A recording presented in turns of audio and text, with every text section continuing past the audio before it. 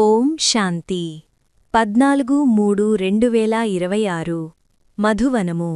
మధురమైన పిల్లలారా, ఒక్క తండ్రియే ఈ డ్రామాలో నంబర్ 1 పాత్రధారి, పరమపిత. వారు పతితులను పావనంగా తయారుచేయు పాత్ర చేస్తారు. తండ్రి చేయు పాత్ర మరెవ్వరూ చేయలేరు. ప్రశ్న: సన్యాసుల యోగము, శారీరక యోగము, ఆత్మిక యోగాన్ని తండ్రి మాత్రమే నేర్పిస్తారు. ఎలా? జవాబు: సన్యాసులు బ్రహ్మతత్వంతో యోగము చేయడం నేర్పిస్తారు. కాని అది నివసించే స్థానము, కావున అది భౌతిక యోగము. తత్వాన్ని సుప్రీమని అనరు. పిల్లలైన మీరు పరమాత్మతో యోగము జోడిస్తారు. అందువలన మీది ఆత్మిక యోగము. ఈ యోగాన్ని తండ్రి తప్ప ఇతరులెవ్వరూ నేర్పించలేరు. ఎందుకంటే వారే మీ ఆత్మిక తండ్రి. పాట: మీరు ప్రేమసాగరులు. ఓం శాంతి. పిల్లలారా, ఓం శాంతి అని చాలామంది అంటారు, అనగా తమ ఆత్మ పరిచయాన్ని ఇస్తారు. కాని స్వయం అర్థము చేసుకోలేరు. ఓం శాంతికి చాలా అర్థాలు చెప్తారు. కొంతమంది ఓం అనగా భగవంతుడని అంటారు. కాని అది తప్పు. ఓం శాంతి అని చెప్పేది ఆత్మ, అనగా నేను ఆత్మను. నా స్వధర్మము శాంతి. అందుకే నేను శాంతి స్వరూపాన్ని అని అంటారు. ఇది నా శరీరము. దీనితో నేను కర్మలు చేస్తాను. ఇది ఎంత సహజము. తండ్రి కూడా ఓం శాంతి అని అంటారు. కాని నేను అందరికీ తండ్రిని, బీజరూపాన్ని.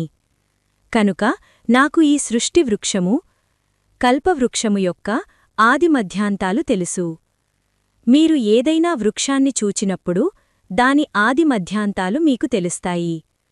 ఆ బీజము జడమైనది. ఇప్పుడు తండ్రి తెలుపుతున్నారు, ఇది కల్పవృక్షము. దాని ఆది మధ్య అంత్యములు మీకు తెలియదు. నాకు తెలుసు. ఈ సృష్టి వృక్షము యొక్క రహస్యము నాకు మాత్రమే తెలుసు. నన్ను జ్ఞానసాగరులని అంటారు. నేను పిల్లలైన మీకు ఆదిమధ్యాంతాల రహస్యాన్ని తెలుపుతున్నాను. మీరందరూ ఈ నాటకం లేక డ్రామాలోని పాత్రధారులు. తండ్రి అంటున్నారు, నేను కూడా ఒక పాత్రధారినే. పిల్లలు: ఓ బాబా, పతితపావన, పాత్రను ధరించి ఇక్కడకు రండి. వచ్చి పతితులను పావనంగా చేయండి అని అంటారు. ఇప్పుడు తండ్రి అంటున్నారు, నేను ఆ పాత్రను అభినయిస్తున్నాను.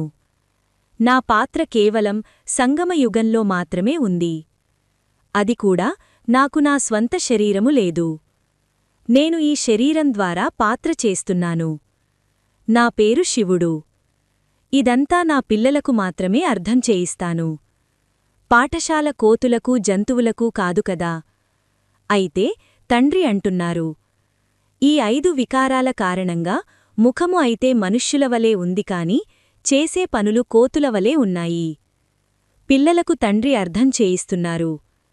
అందరూ స్వయాన్ని పతితులమని భావిస్తారు. కాని పతితంగా తయారు చేసేది ఎవరో, మళ్లీ పావనంగా చేసేది ఎవరో వారికి తెలియదు. పతితపావనుడు ఎవరు? మనుష్యులు పతితపావన రమ్మని ఎవరిని పిలుస్తారో వారిని గూర్చి ఏమాత్రమూ తెలియదు. మనమంతా పాత్రధారులమని కూడా తెలియదు. మనము ఆత్మలము. ఈ శరీరం ధరించి పాత్ర చేస్తున్నాము. ఆత్మ పరంధామము నుండి వస్తుంది. వచ్చి పాత్రను అభినయిస్తుంది. ఈ నాటకమంతా భారతదేశముపైనే తయారు చేయబడింది. పావనంగా ఉన్న భారతదేశాన్ని పతితంగా చేసింది ఎవరు? రావణుడు. లంకలో రావణరాజ్యముండేదని కూడా అంటారు. తండ్రి అనంతంలోకి తీసుకెళ్తారు. ఓ పిల్లలు, ఈ మొత్తం సృష్టి అంతా బేహద్ లంక. అది హద్దులోని లంక. ఈ బేహద్ లంకపై రావణరాజ్యముంది. మొదట రామరాజ్యముండేది. ఇప్పుడు రావణరాజ్యం ఉంది. పిల్లలు: బాబా, రామరాజ్యం ఎక్కడ ఉండేది అని అడుగుతారు. తండ్రి అంటున్నారు, పిల్లలారా, అది ఇక్కడే ఉండేది. అలాంటి రాజ్యం కావాలని అందరూ కోరుకుంటారు. భారతవాసులైన మీరు ఆది సనాతన దేవీదేవతా ధర్మానికి చెందినవారు. హిందూ ధర్మము వారు కారు. మధురాతి మధురమైన అపురూప ప్రియమైన పిల్లలారా, మొట్టమొదట మీరు భారతదేశంలో ఉండేవారు. మీకు ఆ సత్యయుగ రాజ్యాన్ని ఎవరిచ్చారు? తప్పకుండా స్వర్గరచయిత అయిన తండ్రే, హెవెన్లీ గాడ్ ఫాదర్ ఈ వారసత్వాన్ని ఇస్తారు. తండ్రి అర్థము చేయిస్తున్నారు. ఎంతోమంది ఇతర ధర్మాలలోకి బదిలీ అయిపోయారు.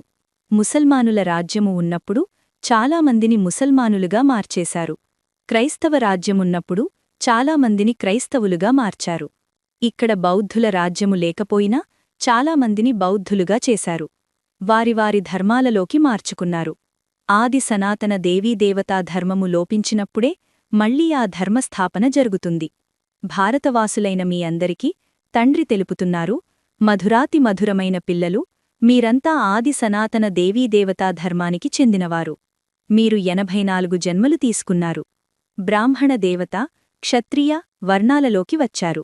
ఇప్పుడు మళ్లీ దేవతా వర్ణములోకి వెళ్లేందుకు బ్రాహ్మణ వర్ణములోకి వచ్చారు. బ్రాహ్మణ దేవతాయ నమః అని కూడా మహిమ చేస్తారు. మొదట బ్రాహ్మణుల పేరు తీసుకుంటారు. బ్రాహ్మణులే భారతదేశాన్ని స్వర్గంగా చేశారు. ఇది భారతదేశపు ప్రాచీన యోగము. మొట్టమొదట ఉన్న రాజయోగము గీతలో వర్ణించబడింది. గీతాయోగమును నేర్పించింది ఎవరు? ఈ విషయాన్ని భారతవాసులు మర్చిపోయారు. తండ్రి అర్థము చేయిస్తున్నారు, పిల్లలు, యోగాన్ని నేర్పింది నేనే. ఇది ఆత్మిక యోగము. మిగిలినవన్నీ భౌతిక యోగాలు. సన్యాసులు మొదలైనవారు భౌతిక యోగాన్ని అనగా బ్రహ్మతత్వముతో యోగము చేయడం నేర్పిస్తారు. అది తప్పు. బ్రహ్మతత్వము నివాసస్థానము. అది పరమాత్మ కాదు. తండ్రిని మరచిపోయారు. మీరు కూడా మరచిపోయారు. మీరు మీ ధర్మాన్ని మరచిపోయారు. ఇది కూడా డ్రామాలో రచింపబడింది. విదేశాలలో యోగమే లేదు. హఠయోగము, రాజయోగము రెండూ ఉండేది ఇక్కడే. నివృత్తి మార్గానికి చెందిన సన్యాసులు ఎప్పుడూ రాజయోగాన్ని నేర్పించలేరు. తెలిసినవారైతే నేర్పిస్తారు. సన్యాసులైతే రాజ్యాన్ని కూడా వదిలేస్తారు. గోపీచంద్ రాజు ఉదాహరణ ఉంది కదా. రాజ్యాన్ని వదిలి అడవులకు వెళ్లాడు. అతని కథ కూడా ఉంది. సన్యాసులైతే రాజ్య పదవిని వదిలించేవారు. వారు రాజయోగాన్ని ఎలా నేర్పించగలరు? ఈ సమయంలో వృక్షమంతా శిథిలావస్థలో ఉంది. తప్పకుండా క్రింద పడిపోతుంది. ఏ వృక్షమైనా శిథిలమైతే చివర్లో దానిని తప్పకుండా పడగొట్టవలసి ఉంటుంది. అలాగే ఈ మనుష్య సృష్టి అనే వృక్షము కూడా తమోప్రధానమై సారవిహీనమై ఉంది. ఇది తప్పకుండా నశిస్తుంది. అంతకుముందే ఇక్కడ ఆది సనాతన దేవీదేవతా ధర్మాన్ని స్థాపన చెయ్యాలి. సత్యయుగంలో ఎవ్వరూ దుర్గతిలో ఉండరు. ఇక్కడివారు విదేశాలకు వెళ్లి యోగము నేర్పిస్తారు. అది అనేక ప్రకారాల హఠయోగము. జ్ఞానము లేనేలేదు. అనేక ప్రకారాల హఠయోగముంది. ఇది రాజయోగము. దీనిని ఆత్మిక యోగము అని అంటారు. అవన్నీ శారీరక యోగాలు. వాటిని మనుష్యులకు నేర్పిస్తారు. తండ్రి పిల్లలకు తెలుపుతున్నారు, నేను మీకు ఈ రాజయోగాన్ని ఒక్కసారి మాత్రమే నేర్పిస్తాను. ఇతరులెవ్వరూ ఏమాత్రమూ నేర్పించలేరు. ఆత్మల తండ్రి ఆత్మిక పిల్లలకు నేర్పిస్తున్నారు, నన్ను ఒక్కరిని మాత్రమే స్మృతి చేస్తే మీ పాపాలన్నీ నశిస్తాయి. హఠయోగులు ఈ విధంగా ఎప్పుడూ చెప్పలేరు. తండ్రి ఆత్మలకు అర్థము చేయిస్తున్నారు, ఇది చాలా కొత్త విషయము. తండ్రి మిమ్ములను ఇప్పుడు దేహీ అభిమానులుగా తయారుచేస్తున్నారు. తండ్రికి దేహం లేనేలేదు. నేను ఇతని శరీరంలో వచ్చి ఇతని పేరు మారుస్తాను. ఎందుకంటే ఇతనిది మరజీవజన్మ. గృహస్థులుగా ఉన్నవారు సన్యాసులుగా అయినప్పుడు మరజీవగా అవుతారు. గృహస్థాశ్రమాన్ని వదిలి నివృత్తి మార్గాన్ని తీసుకున్నారు. మీరు కూడా మరజీవులుగా అయినందున పేర్లు మారిపోతాయి. ప్రారంభంలో గృహస్థాశ్రమాన్ని వదిలి వచ్చిన వారందరి పేర్లు మార్చేశారు. కాని ఆశ్చర్యంగా విని, వర్ణించి, పారిపోయినందున పేర్లు రావడం లేదు. అందువలన ఇప్పుడు తండ్రి అంటున్నారు, నేను పేర్లు పెట్టిన తర్వాత పారిపోతే వ్యర్థమైపోతుంది. మొట్టమొదట వచ్చినవారికి పెట్టబడిన పేర్లు చాలా రమణీకంగా ఉండేవి. ఇప్పుడు పేర్లు పెట్టడం లేదు. సదా స్థిరంగా ఉంటే పేర్లు మార్పు చేయవచ్చు. చాలామంది పేర్లను మార్పు చేశారు, కాని తండ్రికి విడాకులిచ్చి వెళ్ళిపోయారు. కనుక ఇప్పుడు పేర్లు మార్చడం లేదు. తండ్రి తెలుపుతున్నారు, ఈ జ్ఞానము క్రైస్తవుల బుద్ధిలో కూడా కూర్చుంటుంది. నిరాకార తండ్రి మాత్రమే వచ్చి భారతదేశ ప్రాచీన యోగము నేర్పిస్తారని అర్థము చేసుకుంటారు. తండ్రిని స్మృతి చేసినందునే పాపాలు భస్మమవుతాయి.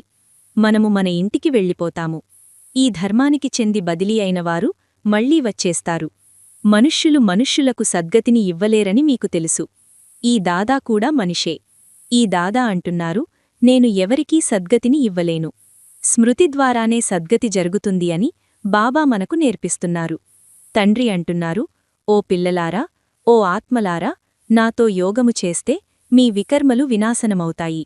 మొట్టమొదట బంగారు యుగంలో పవిత్రంగా ఉండేవారు, ఆ తర్వాత మలినాలు కలిశాయి. మొదట దేవీదేవతా ధర్మానికి చెందిన 24 క్యారెట్ల బంగారంగా ఉండినవారే ఇప్పుడు ఇనుప యుగంలోకి వచ్చారు. మీరు ఈ యోగాన్ని కల్పకల్పము నేర్చుకోవలసి వస్తుంది. ఇందులో కూడా కొంతమందికి పూర్తిగా తెలుసు, కొంతమందికి తక్కువగా తెలుసు అని మీకు తెలుసు. అక్కడ ఏం నేర్పిస్తున్నారో చూస్తాము అని కొంతమంది ఊరకే వస్తారు. బీకేలు ఇప్పుడు చాలామంది ఉన్నారు.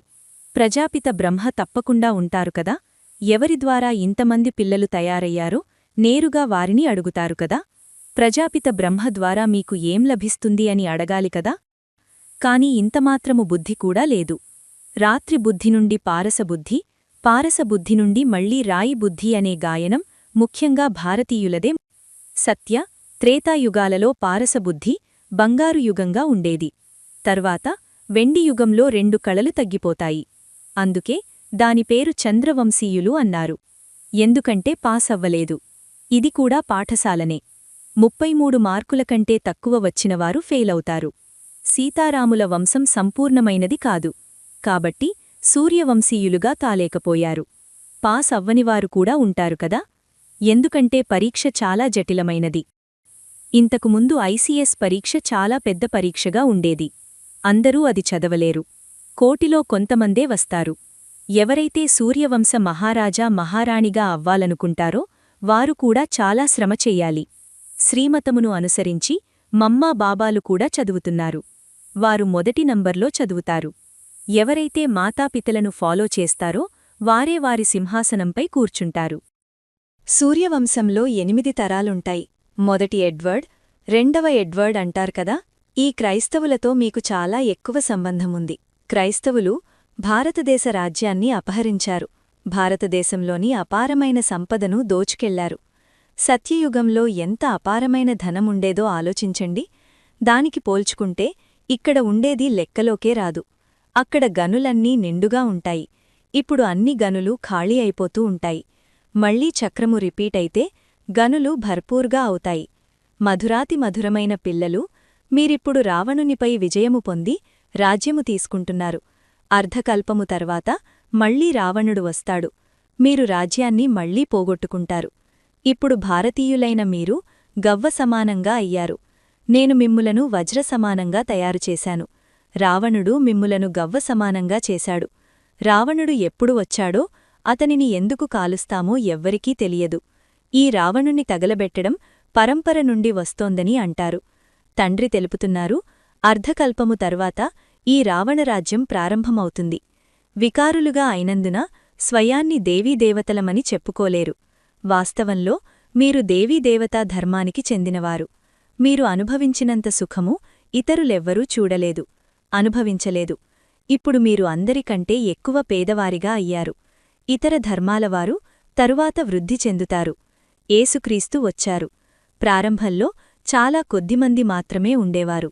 చాలామంది అయినప్పుడు రాజ్యస్థాపన చేశారు. మీకు ప్రారంభంలోనే రాజ్యపదవి లభిస్తుంది.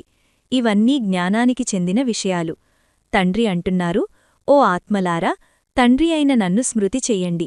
మీరు అర్ధకల్పము దేహాభిమానంలో ఉండేవారు. ఇప్పుడు దేహీ అభిమానులుగా అవ్వండి. ఇది మాటిమాటికీ మరిచిపోతారు. ఎందుకంటే అర్ధకల్పము తుప్పు ఏర్పడింది. ఇప్పుడు బ్రాహ్మణులైన మీరు శిఖరము వంటివారు. మీరు అందరికంటే ఉన్నతమైనవారు. సన్యాసులు బ్రహ్మతత్వంతో యోగము చేస్తారు. దానివలన వికర్మలు వినాశనమవ్వము. ప్రతి ఒక్కరూ సతో, రజో, తమోలోకి తప్పకుండా రావాల్సిందే. వాపస్ ఎవ్వరూ వెళ్లలేరు. ఎప్పుడైతే అందరూ తమో ప్రధానంగా అవుతారో అప్పుడు తండ్రి వచ్చి అందరినీ సతోప్రధానంగా చేస్తారు. అనగా అందరి జ్యోతి మేల్కొంటుంది. ప్రతి ఆత్మకు తమ తమ పాత్ర లభించింది. మీరు హీరో హీరోయిన్ పాత్రధారులు. భారతవాసులైన మీరు అందరికంటే ఉన్నతులు. మీరు రాజ్యాన్ని తీసుకొని మళ్లీ పోగొట్టుకుంటారు. ఇతరులెవ్వరూ రాజ్యాన్ని తీసుకోరు. వారు బాహుబలంతో రాజ్యాన్ని తీసుకుంటారు. ఎవరైతే విశ్వానికి యజమానులుగా ఉండేవారో వారే మళ్లీ యజమానులుగా అవుతారని తండ్రి తెలియచేశారు. కావున తండ్రి తప్ప ఇతరులెవ్వరూ సత్యమైన రాజయోగాన్ని నేర్పించలేరు. వారు నేర్పేదంతా అసత్యమైన రాజయోగము. తిరిగి ఎవ్వరూ వెళ్లలేరు. ఇది అంతిమ సమయం. అందరూ దుఃఖము నుండి విడుదల పొందుతారు. మళ్లీ నెంబరువారుగా వస్తారు. మొదట సుఖము తర్వాత దుఃఖము అనుభవిస్తారు. ఇవన్నీ అర్థం చేసుకునే విషయాలు. చేతులతో పనిచేస్తూ మనస్సుతో భగవంతుని స్మృతి చెయ్యాలని అంటారు. పనులు చేసుకుంటూ బుద్ధియోగము తండ్రితో ఉండాలి. ఆత్మలైన మీరంతా ఒక్క ప్రియునికి ప్రేయసులు. ఇప్పుడు ఆ ప్రియుడు వచ్చాడు. ఆత్మలందరినీ ప్రేయసులను పుష్పాలుగా తయారుచేసి తీసుకెళ్తారు. అనంతమైన ప్రియునికి అనంతమైన ప్రేయసులున్నారు. నేను అందరినీ తీసుకెళ్తాను అని వారంటున్నారు. తరువాత నెంబరువారు పురుషార్థానుసారం వెళ్లి పదవి పొందుకుంటారు.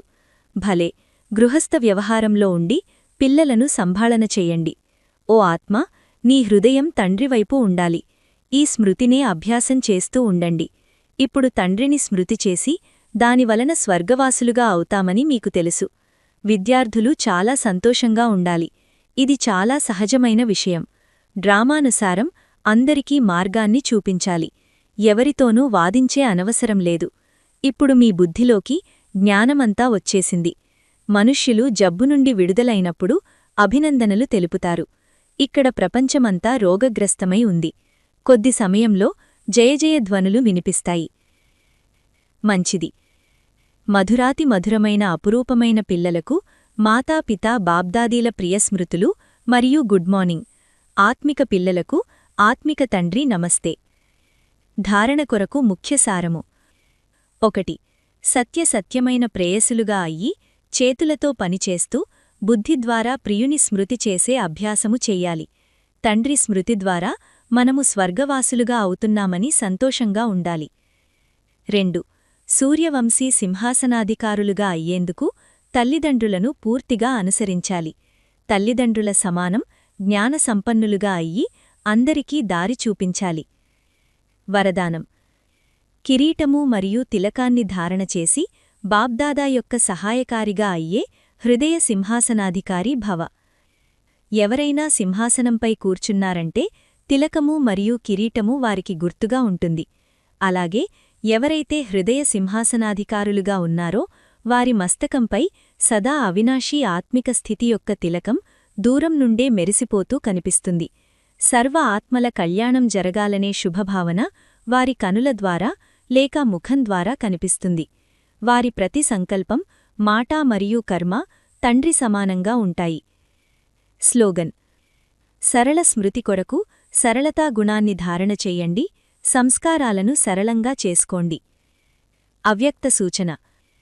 నిశ్చయం యొక్క పునాదిని గట్టి చేసుకొని సదా నిర్భయంగా నిశ్చింతగా ఉండండి. విజయులుగా అయ్యేందుకు పునాది నిశ్చయం. పునాది పక్కాగా ఉంటే బిల్డింగ్ కదలదు. నిశ్చింతగా ఉంటారు. కాని కేవలం తండ్రిపై నిశ్చయం మాత్రమే కాదు, మీపై మీకు కూడా నిశ్చయం. అంతేకాక డ్రామాలో కూడా నిశ్చయం ఉండాలి. వాహ్ డ్రామా వాహ్. ఒకవేళ డ్రామాలో నిశ్చయముంటే అకల్యాణం కలిగించే విషయం కూడా కల్యాణంలోకి మారిపోతుంది.